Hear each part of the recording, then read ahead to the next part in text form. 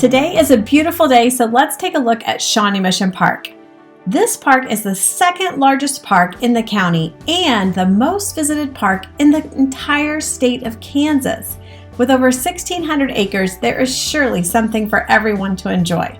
From the 120-acre lake with swimming beach and marina, to the 11 shelters for cookouts and picnics, to the nature trails, play areas, and archery range, and a 44-acre dog off-leash area, plus an 18-hole disc golf course. Now, if you're looking for these trails not just to take a hike, but would prefer a bike ride, there are even bikes to rent in the park. Shawnee Mission Park is also the home to the theater in the park for all of your theater summer performances. Come enjoy the wonderful things that Shawnee Mission Park has to offer.